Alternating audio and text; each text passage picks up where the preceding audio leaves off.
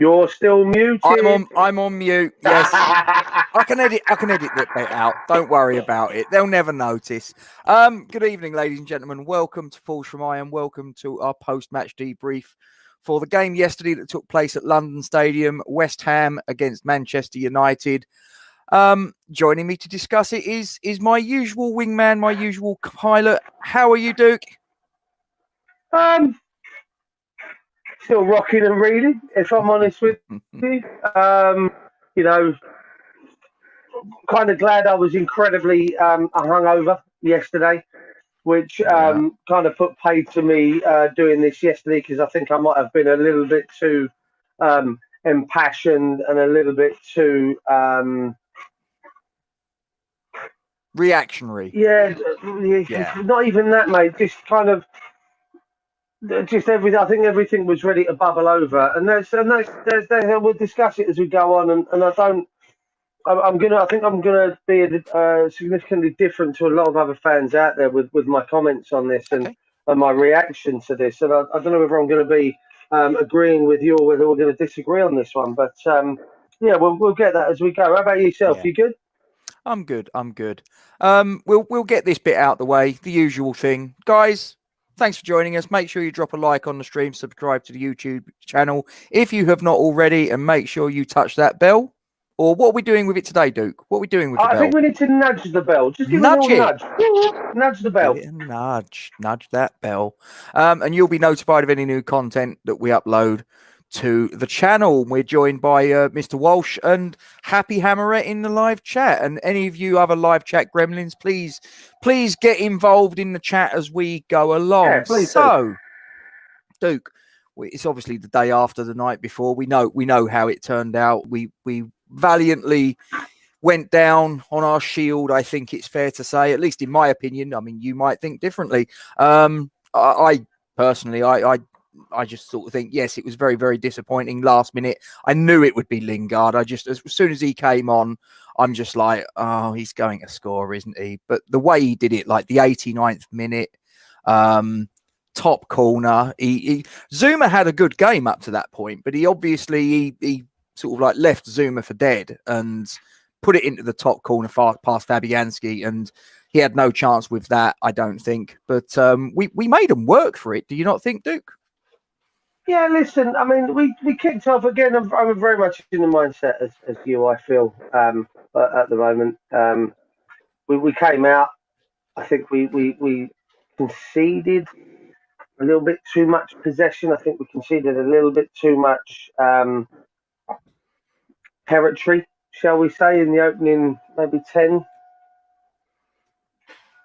15 minutes. I think we kind of just let them. Now, I understand that we don't have that big man up front, and this could have been rectified quite easily. Yeah. We know our style of play. We know our build-up play. I'll be interested. I mentioned this to a couple of young lads in the pub about half an hour ago. We were talking about me coming on and doing this video. Trying to get their phones to subscribe, but they were... shall we say the phones that they use don't have access... You know, like the £10. I'm in my office at the pub. I'm downstairs in my pub office just in case I get called away. So I feel like Philip Schofield with Gordon at the moment. No need for that, Steve. I might have to put you in a timeout. No need for that. So like I say, I felt we conceded a little bit too much possession, a little bit too much territory. Build-up play. As I said, I thought I'd be interested to see how we got on against Genk in a few weeks' time.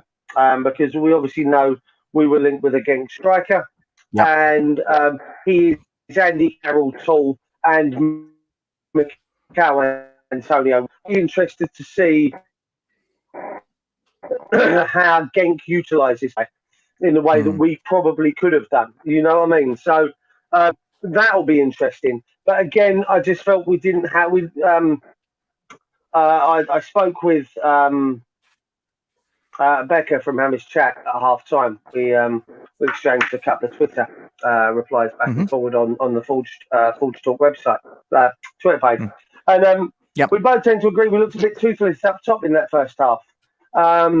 We had after the first 15 minutes, we had all the guile, all the drive, all the desire. It was like we let Man United play themselves out for the first half, and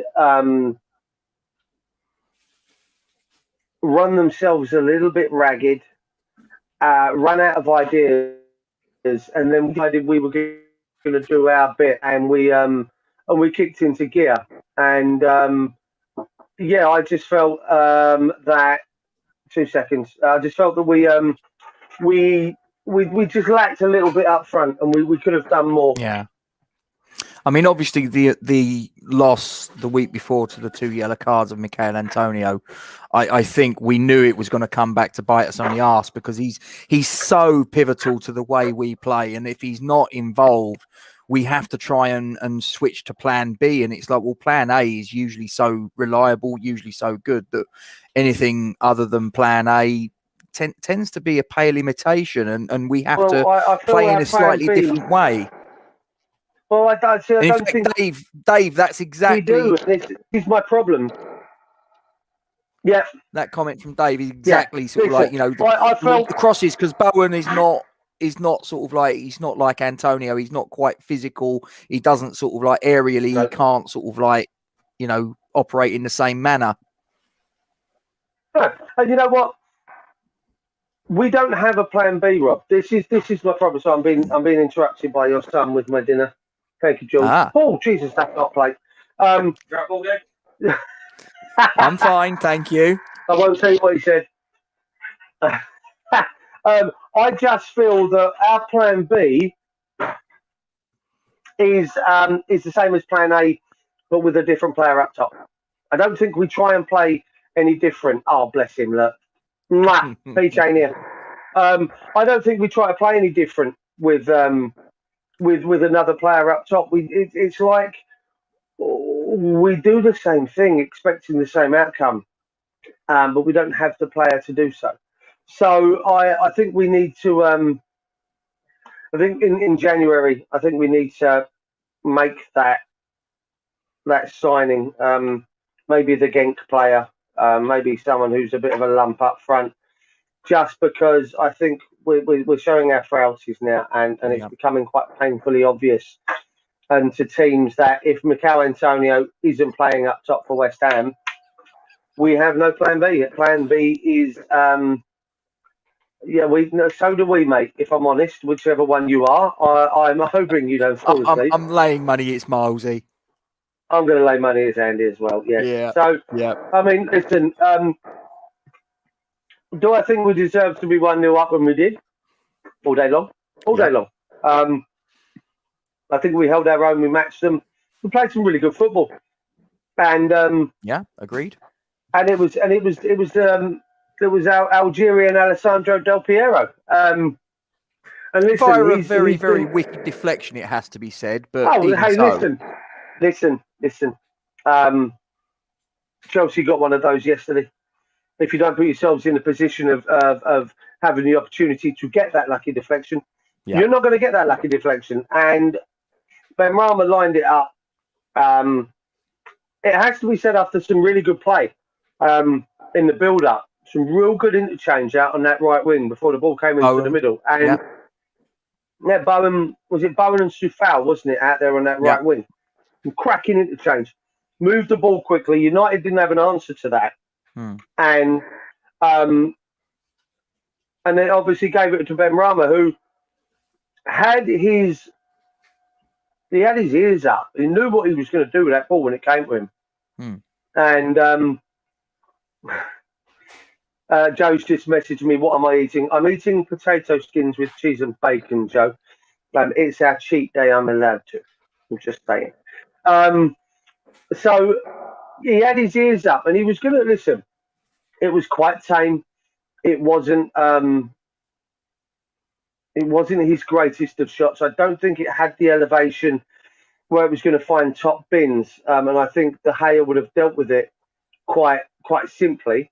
And it took that wicked deflection off of Varane's kind of midriff, arms, elbows, whatever you want to say. And it found the back of the net. And They all count. yeah, you know what? This is exactly it. Listen, he bought a ticket, he won the lottery. Yeah. Like I say, regardless of how he won the lottery, he won the lottery. Gaza. What's your take on that goal, Gates? What was your pick out? Like I say, my pick out there was obviously the interchange, and quick interchange. It wasn't just a laboured interchange out on that right wing. It was ball to feet, quick, bang, inside, and he let rip. I was sort of like watching it again after the event.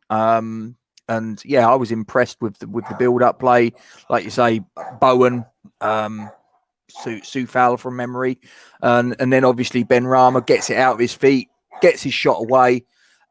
Got an element of luck. Yes, it has to be said. But do you know what? The harder you work, the luckier you get. I believe that saying to be true. I really do.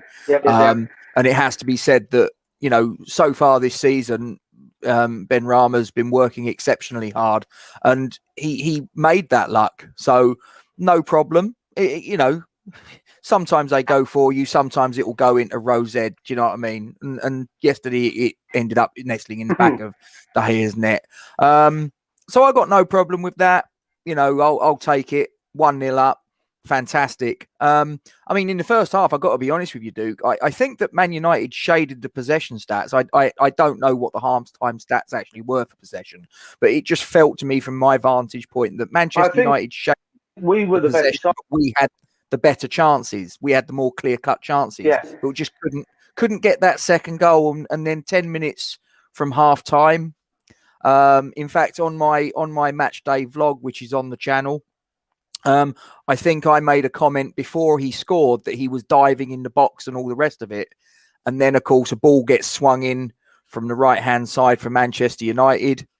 And who's there but that 36-year-old pensioner, Cristiano Ronaldo, who, with a little bit of help from Fabianski, it has to be said. Mate, not even a little bit of help.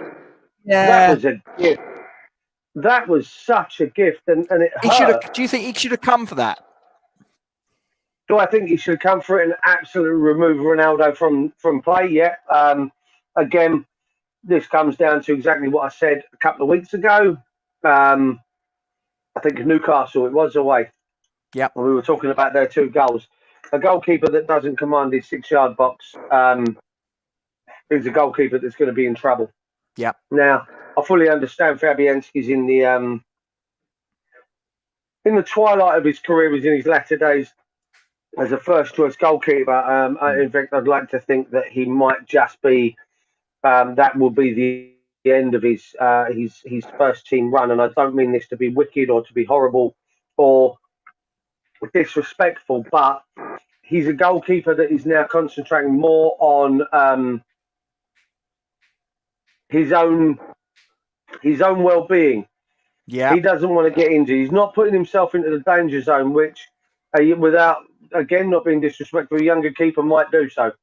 He's still a great shot stopper. In fairness, I mean, he made 2 cracking saves during the match, but he made some amazing saves. But I want my goalkeepers to command my 6-yard box. Yeah, I don't want them.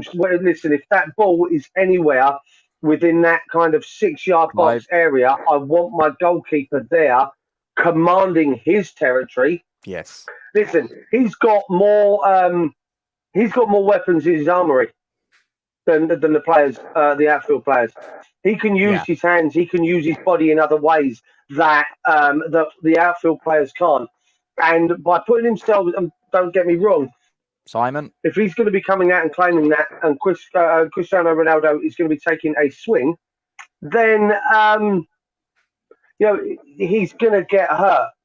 But I'm at a point now where a goalkeeper should be expecting that he might take a lump or 2 in a game. Yeah. To commit himself to the cause. Now, whether or not other people find that harsh, that's where I'm at. And I just think he could have and should have dealt with. I'm guessing it's Mr. McCready there, Gacy. I haven't looked, but I've got a sneaking suspicion. Mr. McCready, let me inform you, it doesn't matter How you start, it's how you finish. And we'll just leave that one there. Well done if you're top. I suspect you are. I've got to be honest, I haven't looked since Saturday's fixtures, but I rather suspect it might be you that's top. I could be wrong. Please do let me know. What do you think, Gates? Did you think he should have come? What, for the cross? More commanding 100%.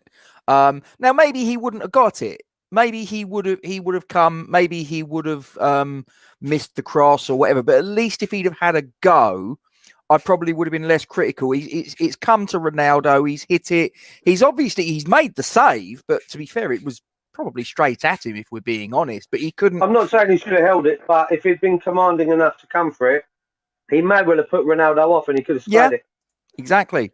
Exactly. I think I'd have been happier. Oh, yeah, he's confirmed it is him. I thought it might have been Simon, in fairness. I thought it might have been.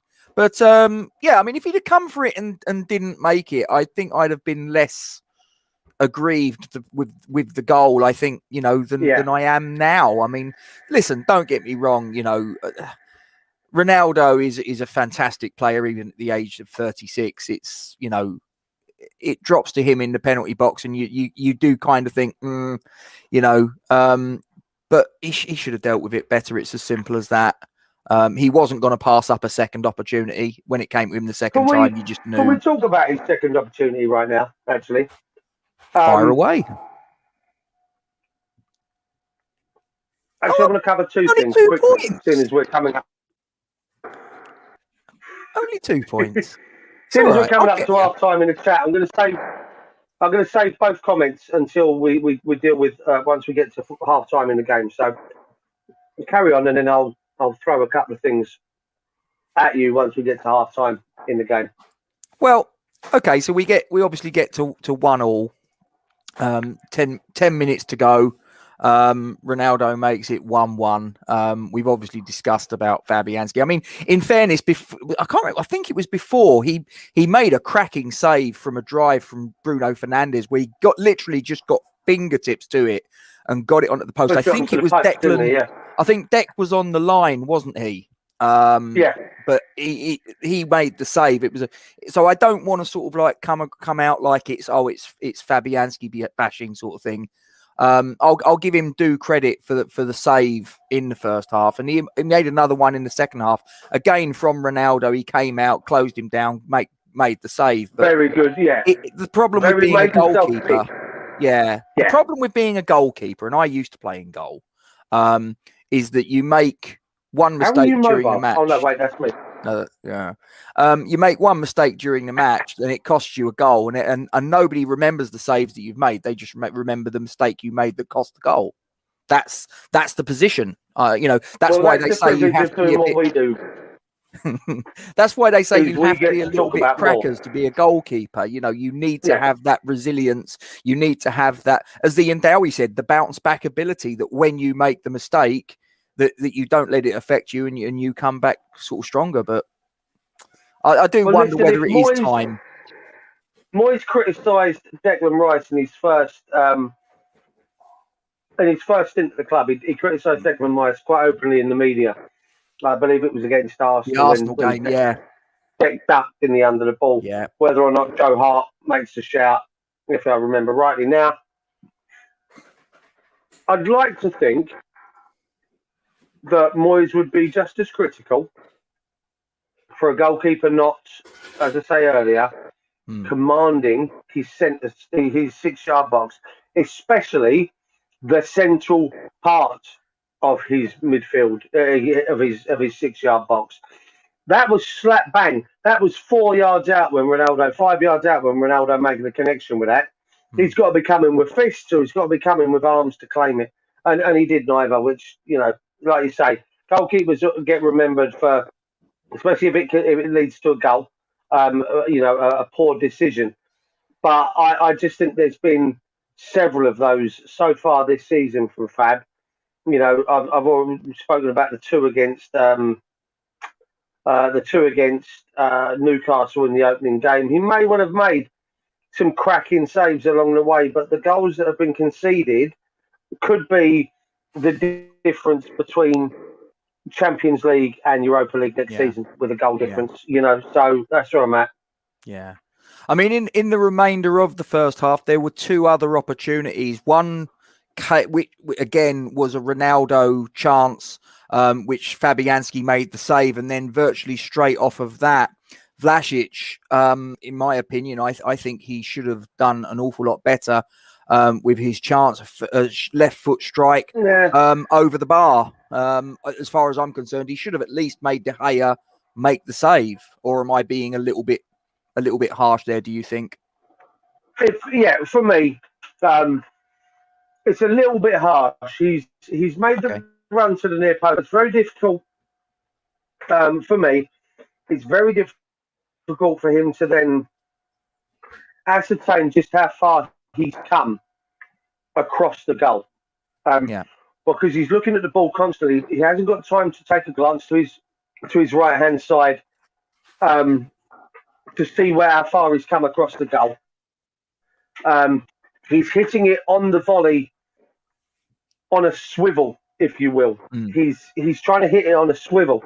I just think the complexity of it all, the running onto the ball, the instant kind of connection that he made. I think it's a very difficult chance. I'm not going to berate him for not hitting the target. What I will say is, if it goes in, it's a contender for goal of the season.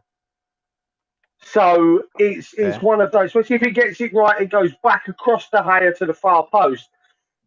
It's a cracking goal, and we go in at half time 2-1 up. As it was, I think it was a very difficult chance for him, and I think he was very unlucky. Yeah, Clive. In answer to that question, I will give the answer to that when we get onto that phase of the game. But I will address that. Duke, if I forget, please give me a nudge. So we get to halftime 1-1. What were you thinking at that point, Duke? I mean, were you concerned, or were you thinking, no, we're still in this? Let's go. I'll be honest. A couple of things come to mind. One of them was what I wanted to talk about earlier. Ronaldo has got X amount of goals so far this season. Yep. I have yet to see something special from him. They've been tapping. Okay. The goal opening game of the season, or his return, should I say, which was on September 11th. You wouldn't have believed it was the 20th anniversary of one of the biggest disasters, if you will, and attacks on our freedom that we've seen. It was more in the media about Cristiano Ronaldo returns to the Premier League, which absolutely fucking disgusted me.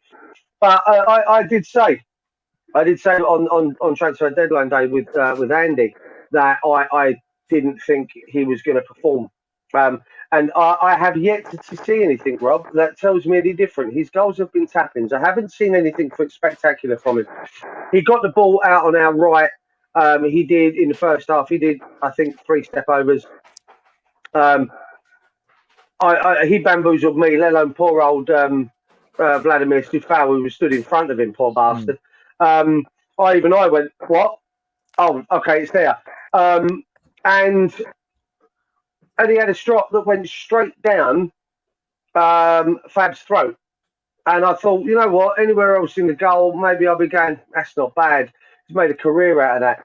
But he hit it straight down the middle. I have yet to see something from Ronaldo that makes me sit up and give him a round of applause. It's just a case of he's in the right place at the right time for a tap-in.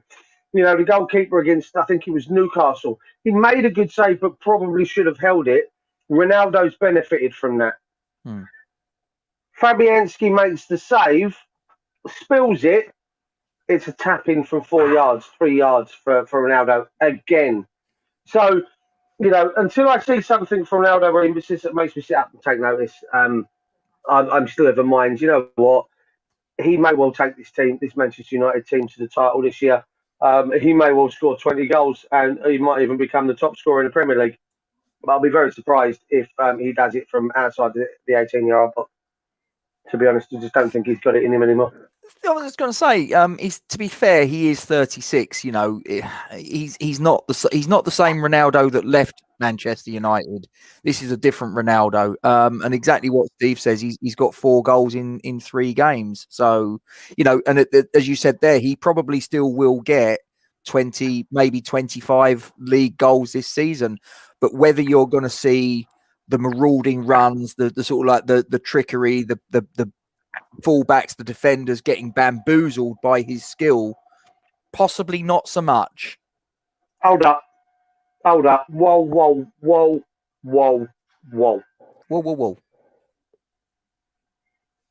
That, listen, we support West Ham. And every one of them players that Epic's mentioned now are West Ham players. Regardless of ability, class, or anything else. Now,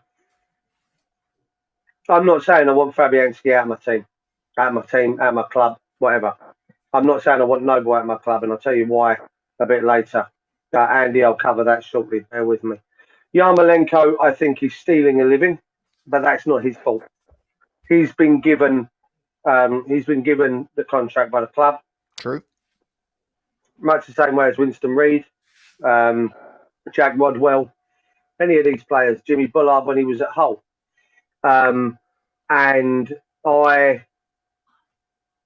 the end of the day, if Moyes trusts him enough to bring him off the bench to play for 20 minutes, if Moyes trusts him to bring up, for Fabianski to continue, I'm not going to second guess that. What I won't have is players that are being absolutely vilified. Now, take it easy, mate.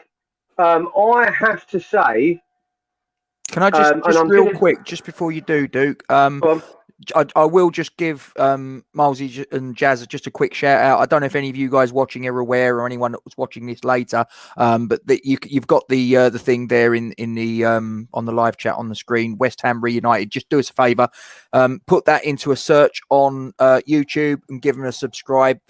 Jazz and Milesy have got their own little channel going, and I'm sure they'd appreciate your support if you haven't already done so. Sorry, Duke, I just thought I'd get that out. No. I have to be careful where I go this, because I don't want to upset anyone. And I'll be honest. Actually, no. I'm gonna wait on this comment with regards to Nobes until we get to the penalty. Those players are still West Ham players. They are still deemed good enough by David Moyes to be West Ham players. Yep. Regardless of our feelings or our faults, we are not the manager. We are not in charge of the club. We do not pick the starting 11 or the subs. David Moyes does. David Moyes sees in training what we don't. We had this conversation many times about Saeed Benrahma last year. Yep. As far as I'm concerned, I find comments like that and Epic. This is not a solo dig at you, my friend. This is to everyone I saw on Twitter after the game, to everyone I saw on Facebook, including some comments in the Forwards from my own Facebook page about these 3 players, about Mark Noble. I don't want to see it. I find it completely disrespectful to the players. I find it disrespectful to David Moyes. And as Steve says there have been a lot worse players over the years that have been in the first team than those 3. Can they still do a job? Yeah, I do believe they can. Do I believe it's for a significant length of time in a game? No, I don't. But that doesn't mean I'm going to sit there and say I don't want them on the pitch anymore. I think that's a little bit disrespectful for me. So I will jump on and defend things like that. And Happy, you are so right, my darling. So right. So right. Agreed. But anyway, Casey, on to the second half, sir. Okay, so we move into the second half. There was a chance fairly early, 47th minute. Fornells gives the ball to Fernandes, tees up Ronaldo in the box. First time strike, Fabianski's legs puts it wide of the post.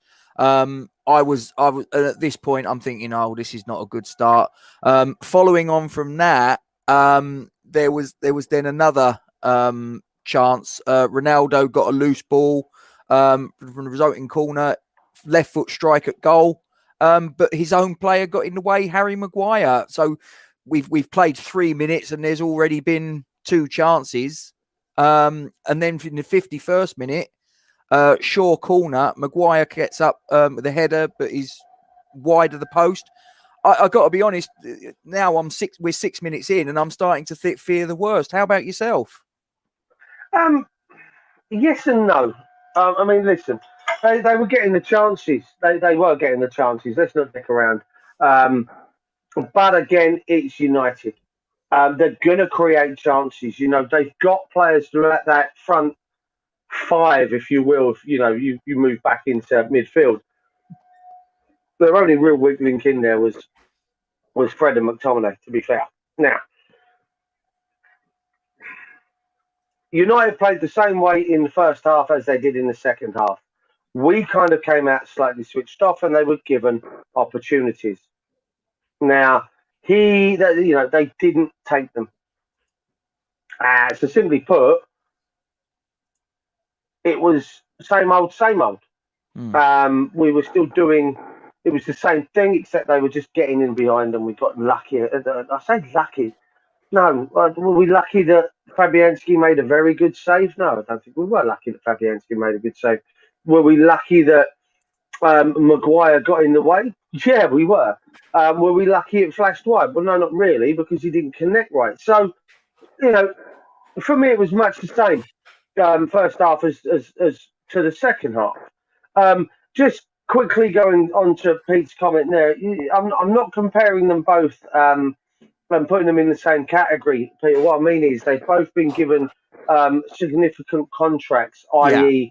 cash-wise, and now here we are discussing the fact that they're not, are they not considered regular first teamers for West Ham? No, they're not. They're on very large contracts. Reed was given a significant contract over a long term. So you can't, I'm not judging him on that. What I'm saying is they're in the category of players that are probably not going to play get significant game time for the club, but are soaking up a hell of a lot of wages. Whereas that could be more suited elsewhere with some younger dynamics. So you can't. I'm not lumping them in a category where I'm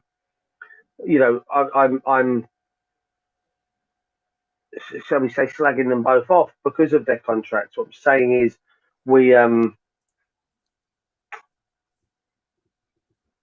they're soaking up a lot of wages that could be better used elsewhere. But I certainly don't blame the players for not wanting to, or for wanting to stick it out and earn their money. At the end of the day, the club have given them a wage, and therefore you'd be stupid enough to not take that wage. And if it means turning down a transfer elsewhere, maybe for more game time, but for significantly less money, no. Listen, I'm gonna listen. If my bosses here for the pub that I run are paying me what they pay me, and someone offers me another pub for less money, but I probably would enjoy my job more. No, I'd stay where I am, to be honest with you, because at the end of the day, what we're doing is about earning money. So that's, as far as I'm concerned, that is where I stand with that. But no, as I say, as you go back to the game, Gates, as you were saying there, I think we came out the blocks and we kind of let them do what they wanted to do. We let them have control of the ball. We let them do essentially what we wanted them to do. Okay, they had 3 quick chances, but nothing materialised out of it. So all's good in love and war at that moment. Yeah. Just bringing your attention to this, I'm going to go full screen with this just so that everybody can see this. And I'll just get rid of that banner just real quick. I just want to draw your attention, Duke, because there was someone that I thought had a really good game. His name is Kurt Zuma, his home league debut.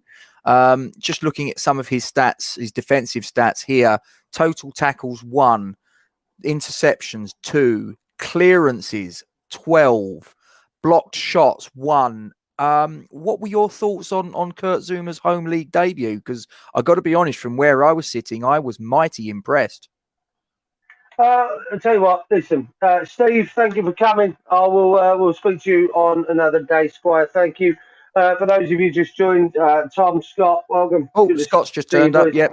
Hello, mate. Yeah, that's what you get. How you doing, buddy? For me, I said it a few times across a couple of social media platforms. Kurt Zuma was my man of the match. I think he was the best player on the pitch. For either side, I know he'd probably get overshadowed by, Lingard's goal or Cristiano Ronaldo scoring again, a tapping. But for me, he was the best player on the pitch. Rebecca on Hammers Chat Forum was talking about it yesterday, and I think I was the first one to comment. Makes a change. And his performance yesterday has me so goddamn excited for what is to come from this lad. I mean, what is he, 26? Yeah, he's about that. He's still got another 2 years, 3 years before he really hits his 3-4 years before he hits that full potential of a top draw centre back. This kid is, I call him a kid because I'm 43, so I'm allowed to. This kid has won a Champions League medal. This kid has won a World Cup medal. This kid has won, a Super Cup medal, if my mind serves me correctly. Correct. You don't get that by being shit. So he excites me, Gacy. Not so much as I think some of the other guys or girls, but he excites me, and he has got all the makings to be talked about in the same breath as some of the players in the past. Stretch is a legend in my opinion. I think Kurt Zuma has all the ability to become exactly that for West Ham. He has all the ability to be mentioned in the same breath as some of the great legends of West Ham as he goes forward, mate, to be honest with you. That is quite a statement when you think about some of the people that have played in his position at West Ham. I mean, principally Bobby Moore. Yeah. That's a hell of a statement. Listen, he has the ability to be spoken about in that in those terms and in that company. I cannot speak highly enough of him after yesterday's performance, Gacy. I think a lot of the reason that Cristiano Ronaldo didn't have as good a time as people thought he could have done, and some of the United fans were expecting him to do so, I think that that was down to Zuma and his partnership with Oggy. Was it Ogbonna? It was Ogbonna, wasn't it? Yeah, I think so. Yeah. I just think he was an absolute tank. And I can't speak more highly of him, mate, to be honest with you. Yeah. But I agree with what Scott says. What about Diop Zuma, 18 months? Diop Zuma, I think again you and me discussed it in the preview. I think the language the language, connection, the French connection there will only bring the strength out of both of them. And I just think that they are going to be a pair of beasts. And again, they're both very, in the grand scheme of things, both very young. So we've got, I think we've got the best to come out of the pair of them. Yeah. Well, the rest of the second half, there was half chances and all the rest of it. There was two key penalty incidents that occurred. Now, I got to be honest, I haven't seen them replayed, obviously, and at the ground, I'm up in the gods, and I'm miles away from it, so I've got no idea whether they were, whether they weren't. But I was listening to Talk Sport a little bit earlier this afternoon, and they had Mark Housey on, former Premier League referee. Now, no, to be fair, I find Mark Housey to be quite an honest. I'll take Mark Housey. I just don't take Talk Sport. Fair enough. But, and he turned around because there was two. There was principally, there was the one Zuma on Ronaldo, and there was, who was it on Solskjær? Wan-Bissaka. And he turned around and said both of them were stonewallers. Now, if Okay. Mark Housey's saying they're both stonewallers, I'm like, but I'm guessing, have you seen the replays of these? What's your opinions? Cristiano Ronaldo should have been booked for diving long before the third one that he had the opportunity to dive for. Now, I'm not sure what one it is I'm going to be talking about in the grand scheme of things.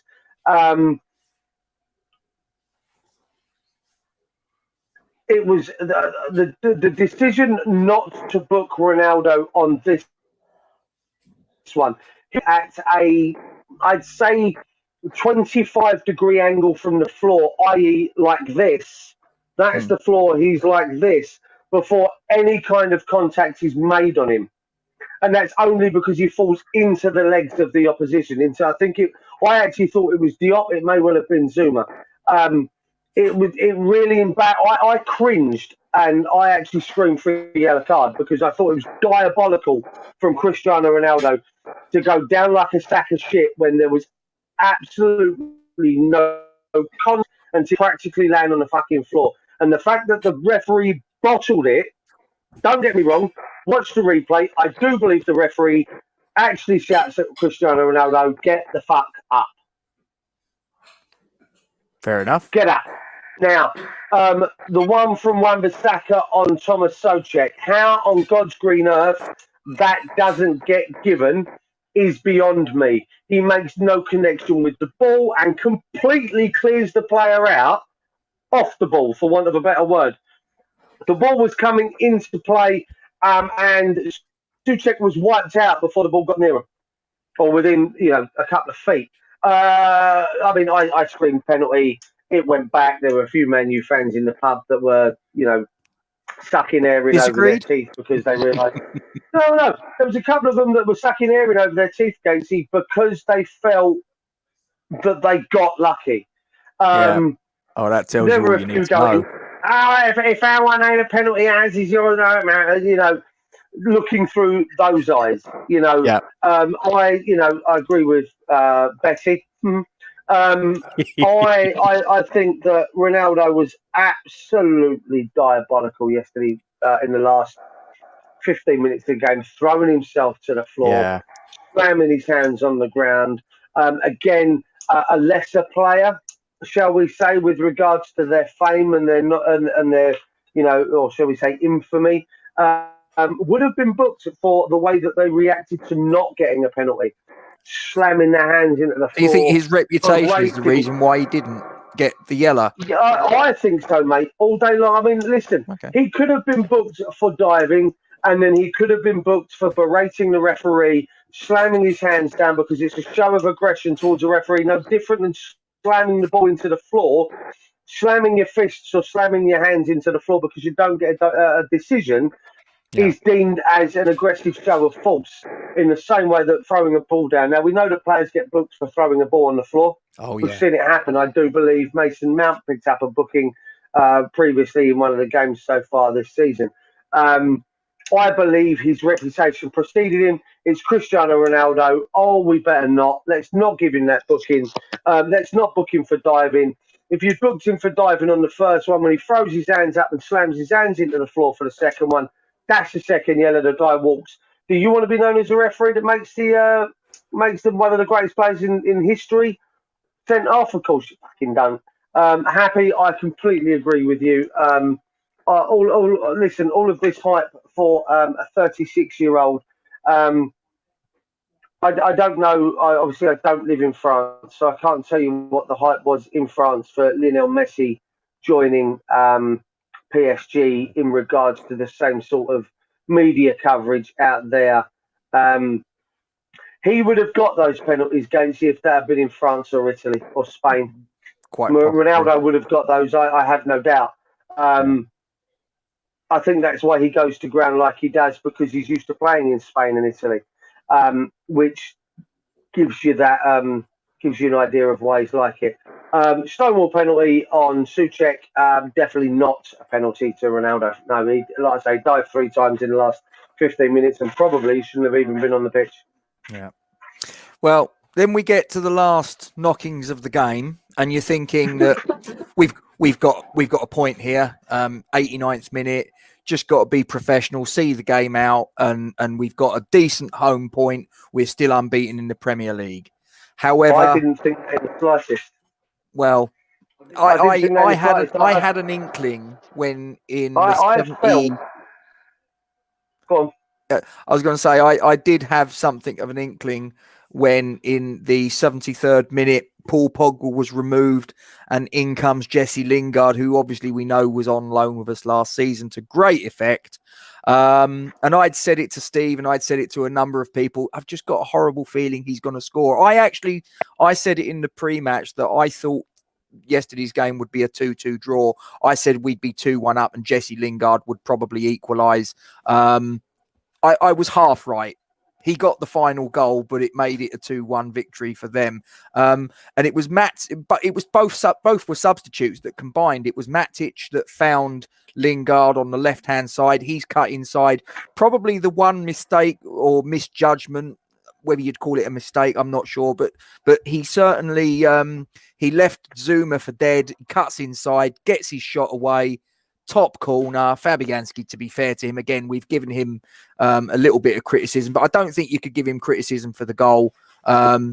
Jesse Lingard gets the goal. He was very respectful in his celebrations, small C. He didn't go mad. Well, start with. Go on. But listen, right. He didn't leave Zuma for dead. I just think Zuma committed himself for the first shot, not thinking maybe that he hasn't got the space to not try and overstretch or lunge to create the space. It was his only faux pas, shall I say. Listen, he wasn't a West Ham player. It's not like he's an ex-Hammer who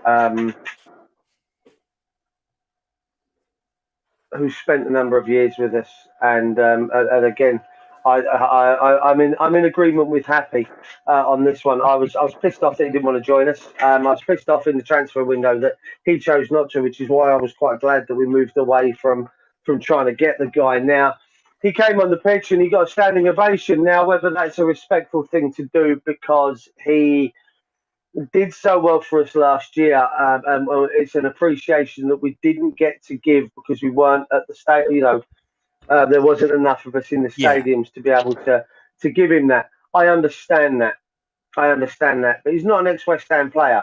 Just like Mark Noble is an ex-Hull player. Yeah, fair point. He was only there. Yeah. So at the end of the day, if I was in Lingard's shoes, I'd have stuck 2 fingers up at every single one of you in that bowl, every single one of us watching on TV at home, and gone, fuck yeah, I'm celebrating. I would have gone batshit. You're a horrible man. No, I would have done, because at the end of the day, you ain't paying my wages no more. Same as Carlos Happy's just said there about Tevez giving us the crossed hammers. I appreciate that when he came back. But scoring, I would have gone off and celebrated. You know why? Because I find that disrespectful to your current club and your current fans who are the ones paying your wages. Fair point. So I would have celebrated. That's just me. I get there was a little bit of a love in it. I get it, but I would have celebrated.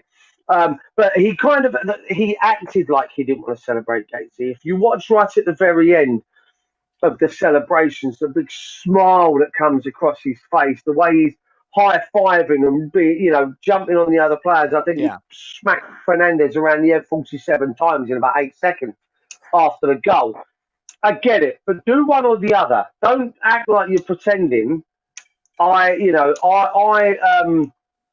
I just think that listen, at the end of the day, that's your team. Go out and score, celebrate, enjoy it. That's me, happy. Listen, I'm on side with you. At the end of the day, everyone's got their own opinions. We're not going to agree. Of course. But at the end of the day, that's where I'm at.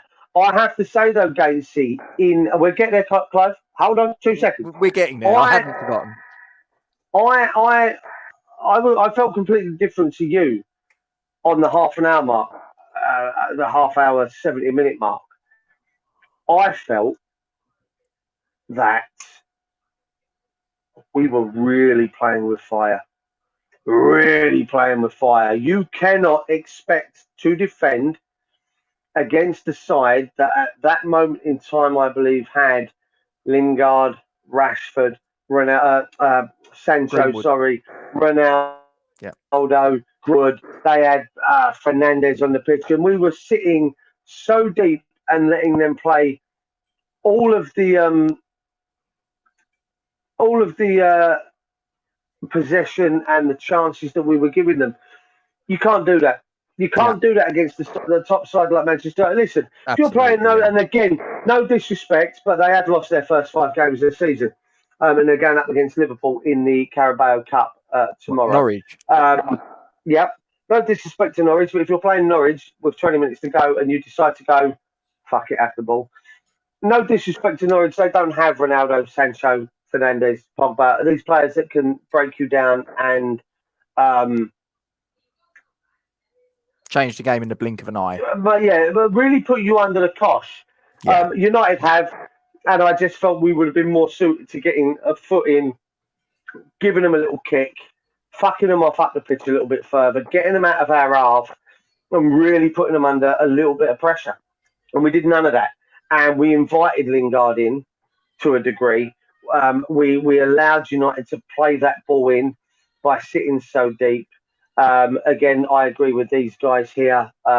He came to us and we showed him what it was like to play good football again and enjoy his football again. Happy I agree with you, and I'll come to Rice after the game. When Lingard scored, Gatesy, you go first, then I'll tell you exactly. Well, he put it in, and I just went, oh no! But it was like I say, I was prepared for it. I knew he was going to do it. I just had this because I've been around too many matches where former West Ham players have come back, the likes of Rio Ferdinand, the likes of Frank Lampard. Rob. 49. 49 what? Ex-players that have played for us either on loan or in a permanent capacity that have gone away and come back, excluding own goals. 49 players that have all scored 4. Oh yes, I remember that fact. Yes, I remember reading that fact. And against. Yeah, because I read that fact out and I said it was 48 excluding Lingard, and obviously Lingard then scored against us to make it 49. And it is. The amount of times. I've seen Tony Cottee score against us. I've seen Rio Ferdinand score against us. I've seen Frank Lampard score against us. So on and so on. And I just knew that as soon as he come waltzing onto the pitch, I'm like, oh no. But in the 89th minute, bent it in, and I was just like, oh. I mean, look, I agree with you. Look, he's being paid by Manchester United, and I get why he wants to stay at Man United. He's a Manchester, United fan. He's from Warrington. His family are all up there, and his boyhood hero, because don't forget, I'm sure you've seen it, there's photographs of Jesse Lingard as a small child, and standing there is Cristiano Ronaldo. Now, Ronaldo has just turned up. Now, it's quite weird because Did you see Ronaldo's face, though, when Lingard came onto the pitch after what happened on Wednesday? Did you see Ronaldo's face? There's a few clips doing the rounds on social media, TikTok and Twitter, etc., where they're being shared, and they literally show the moment that that the ball goes up for Lingard to go on, and it cuts to Ronaldo, and he's like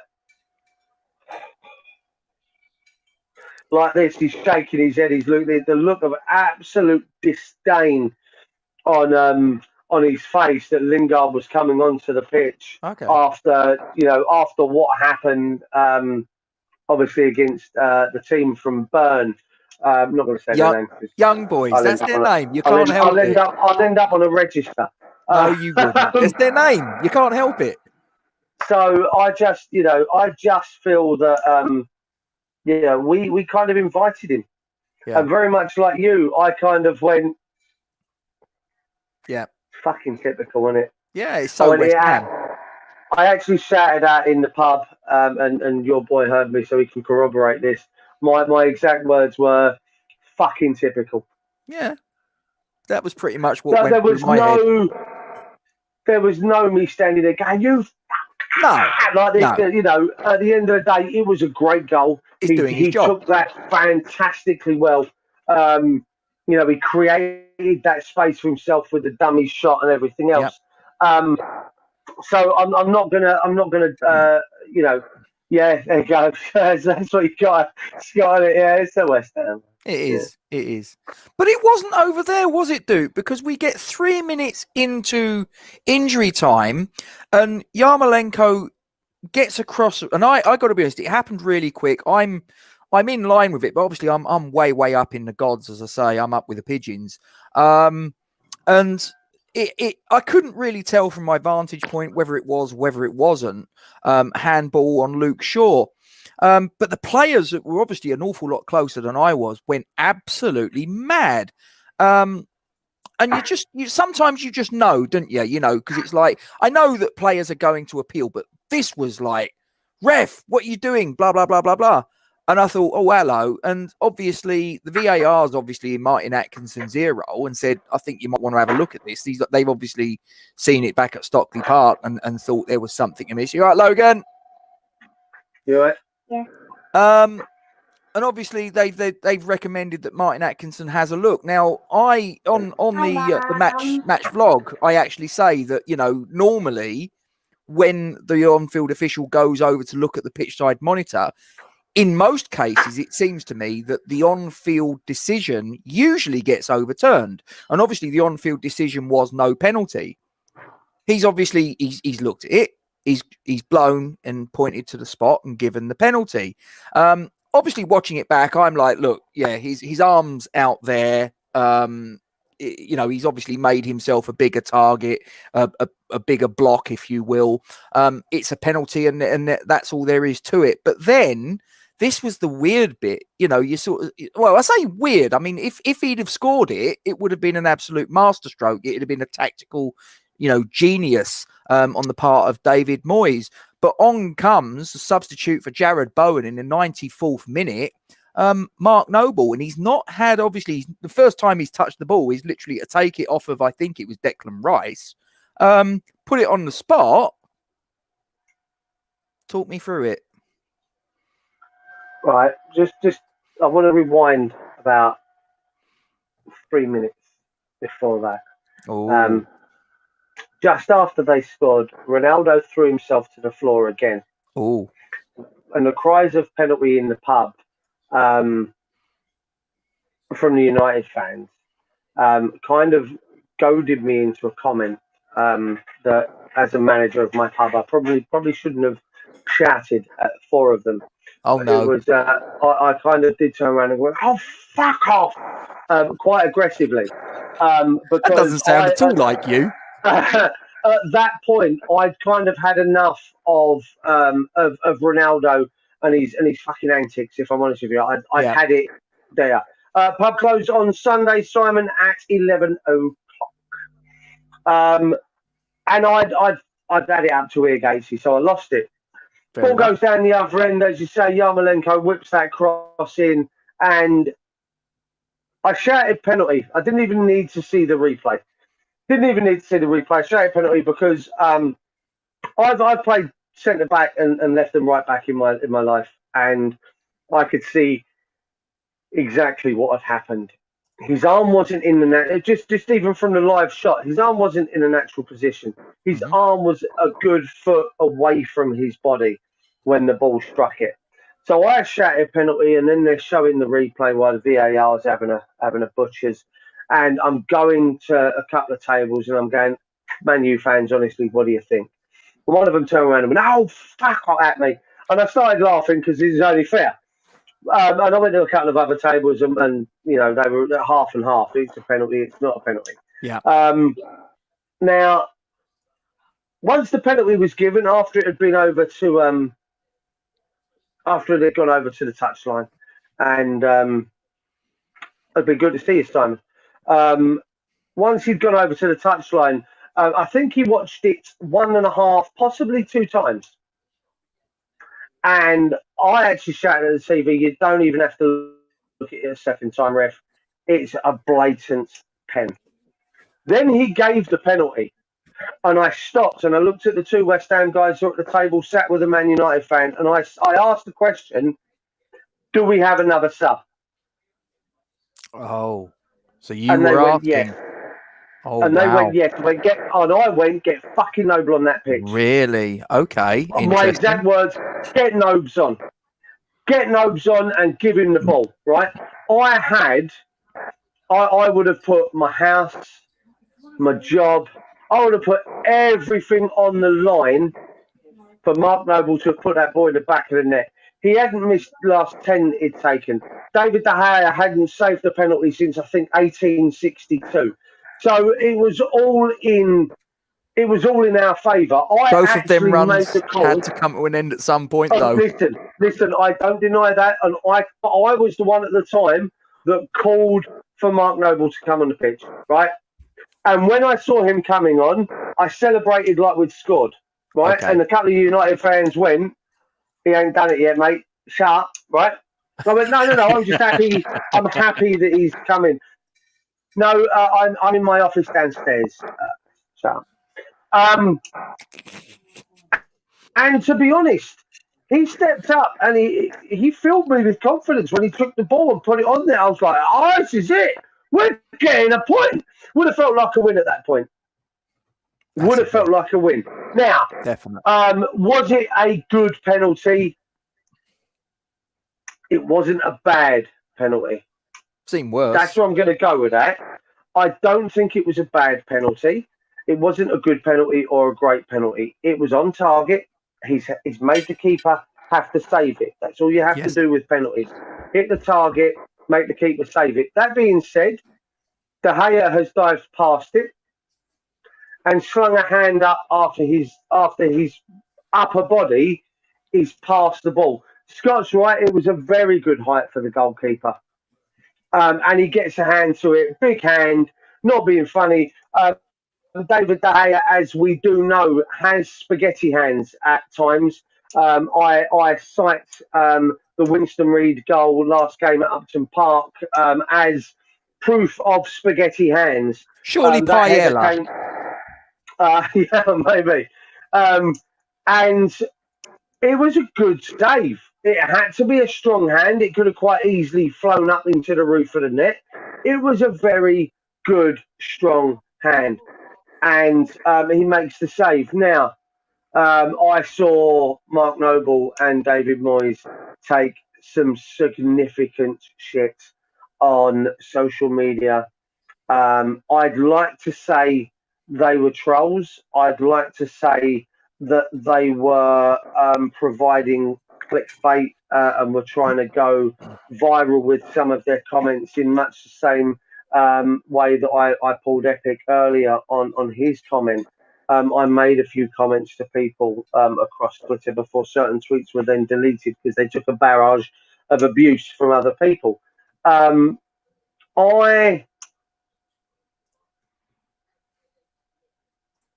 like many others.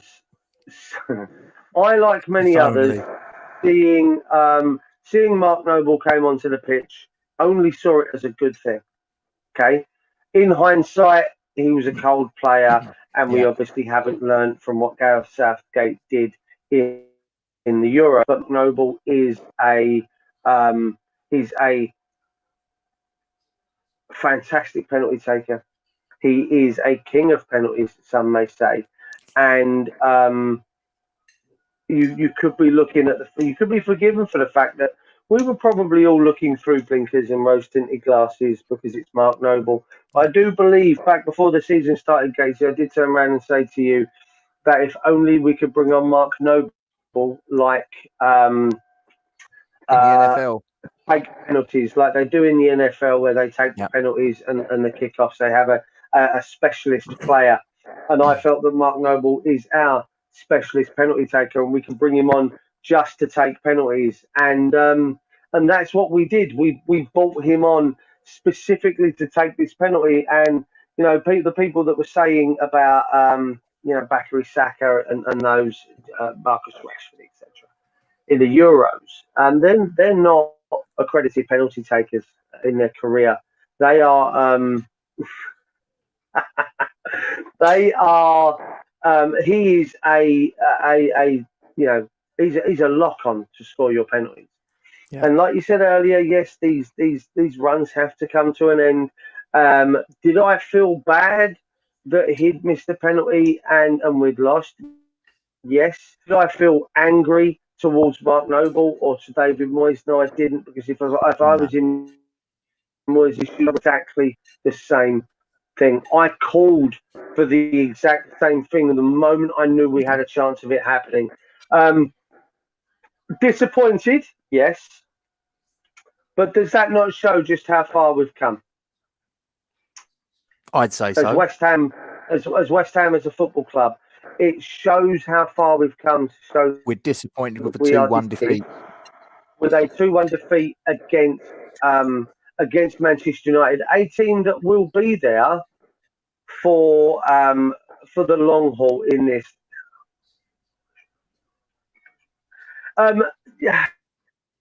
Yes, you Scott. If we wouldn't have had the chance to have Noble, who would have taken it? Declan Rice. Hey, listen, hindsight's a fantastic thing. Would Declan Rice have scored it? Possibly. Did we think that Mark Noble would have scored it? More than likely. So, it's a horrible way to lose a game. It's a sickener.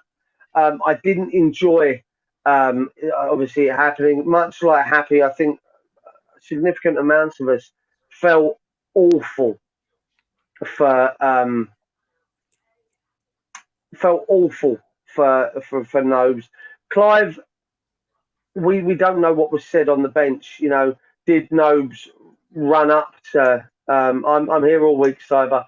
Did Nobes run up to Moyes and say, "Gaffer, get me on. I want the penalty. I can score this."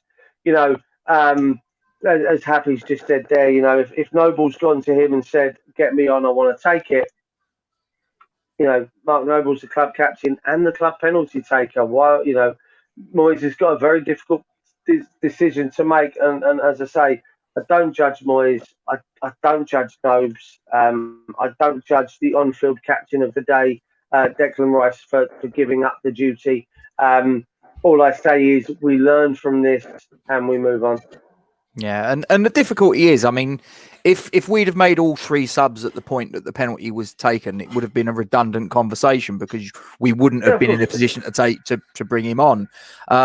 Had Declan Rice or Saeed Benrahma or Thomas Souček or anybody else that's been mentioned, my personal favourite would have been Aaron Cresswell. You know that. I think him striking a dead ball would be pretty decent.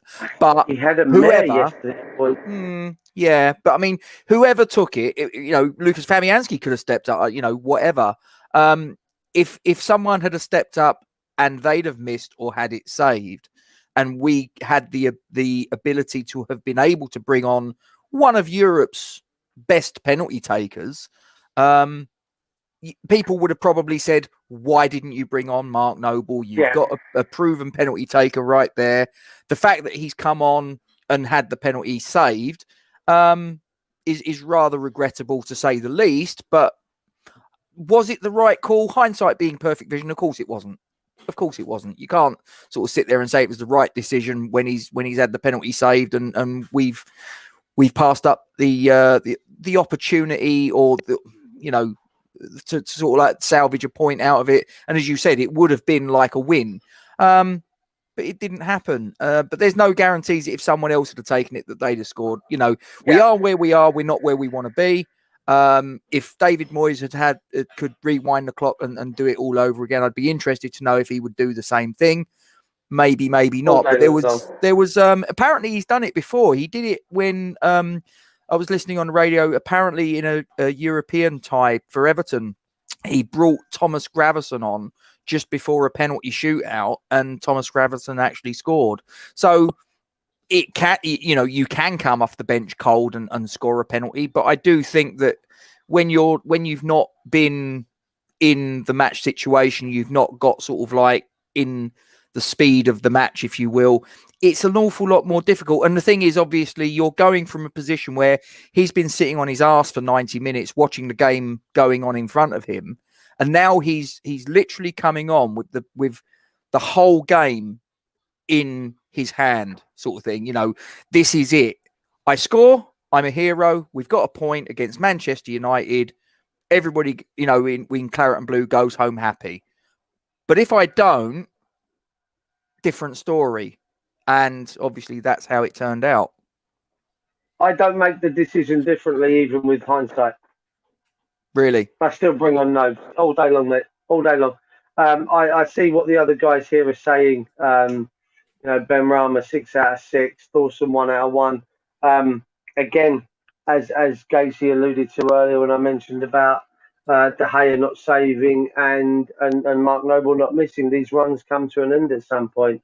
And again, if Ben Rama had been the one to take the penalty and would have missed it, and we had the ability to bring on Nobes, again, we'd be questioning that decision. So, should he have brought him on? Yeah. Listen, at the end of the day, do I want to see Ben Rama or Cressy taking penalties? Yeah, all day long. Do I see Declan Rice hopefully taking them as we go on?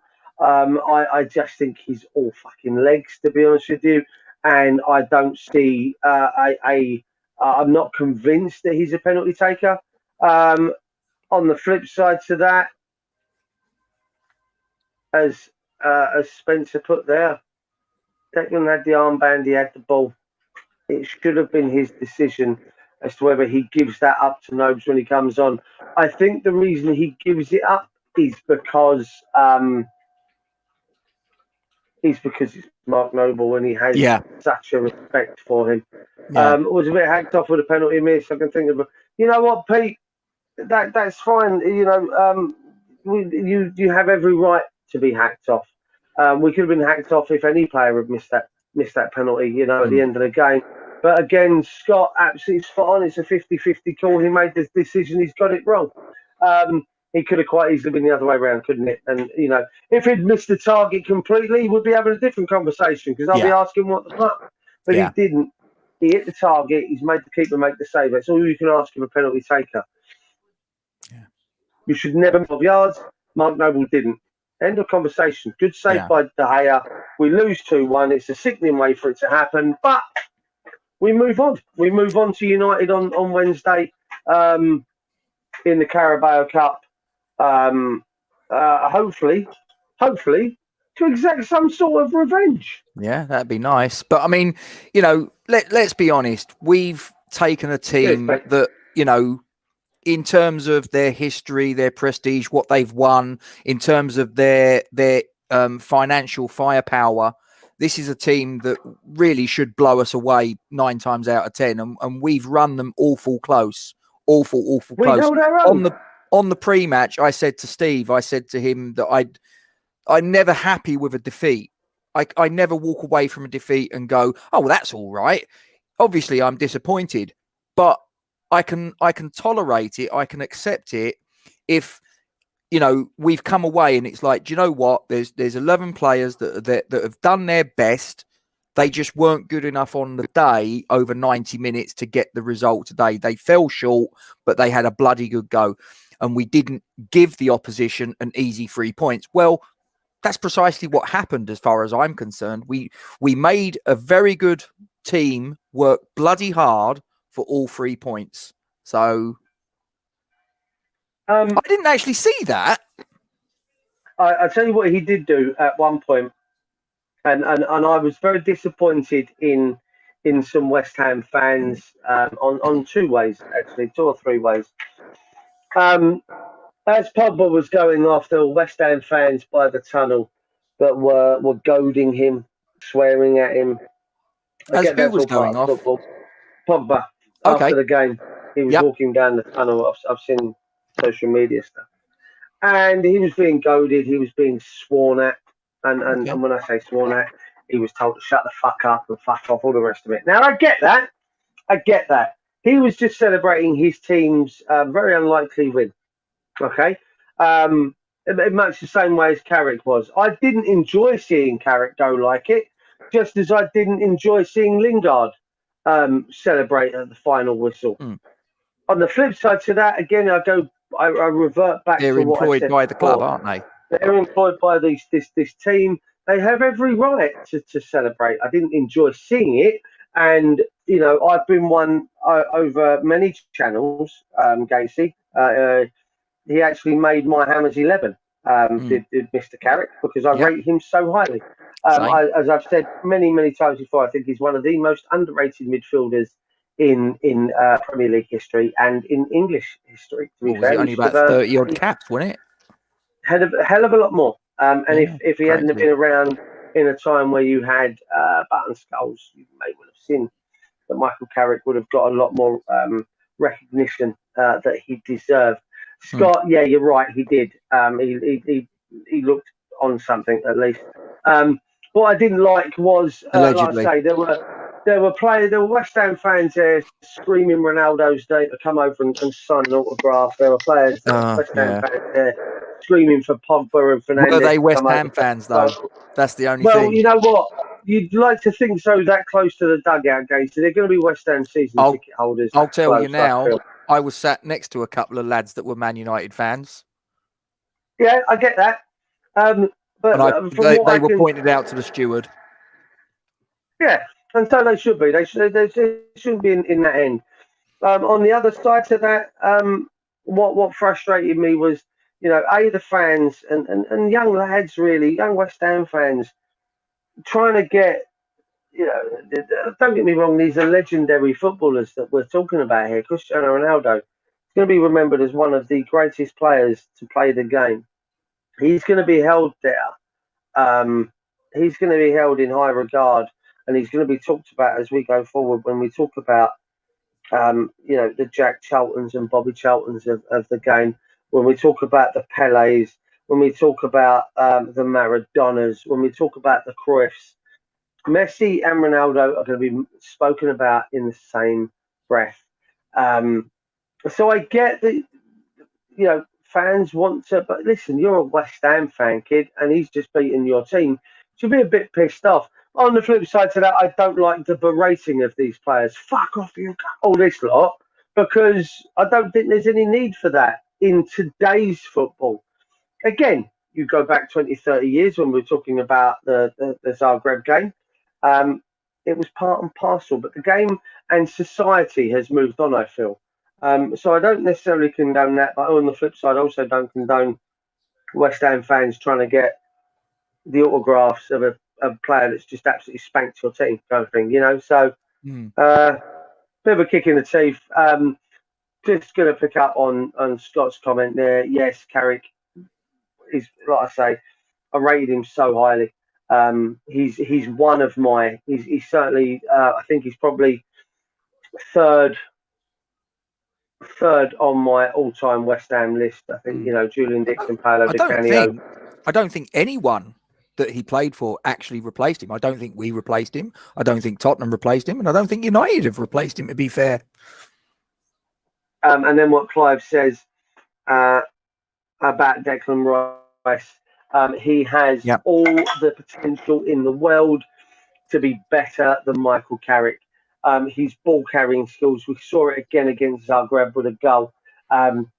His pinpoint accuracy on passing. I remember watching Carrick ping a 70, 80-yard pass from midfield, not just for West Ham, but for Tottenham and for Man United, a couple of times for England. 60, 70, 80-yard passes from back to front to get a team on a break where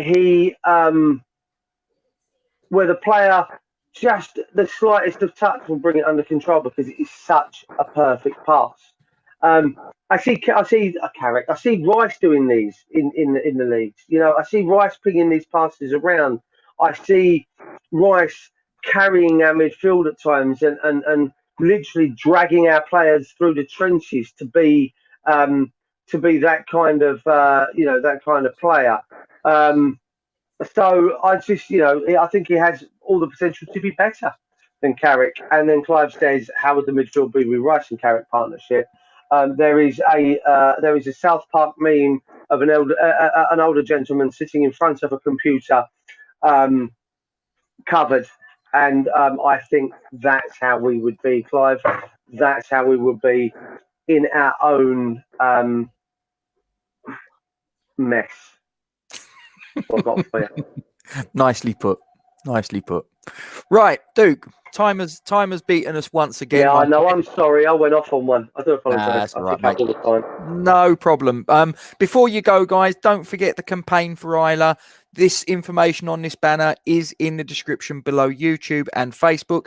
You can copy and paste it. Please, all we ask of you as an absolute minimum to do is to copy and paste it and put it onto your social media platforms with a little note as to what this campaign is all about. There's a 6-year-old girl with neuroblastoma. She cannot get the treatment in the UK.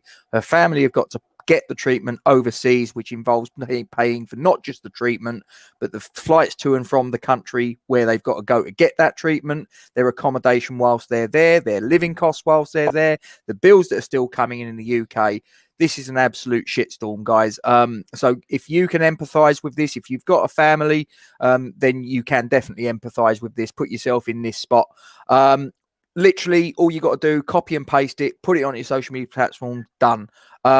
If, however, you feel that you have the ability to put a couple of quid in the pot, you've got the Just Giving link there, please do so. Give generously, and we thank you very much indeed for your support and attention on this matter.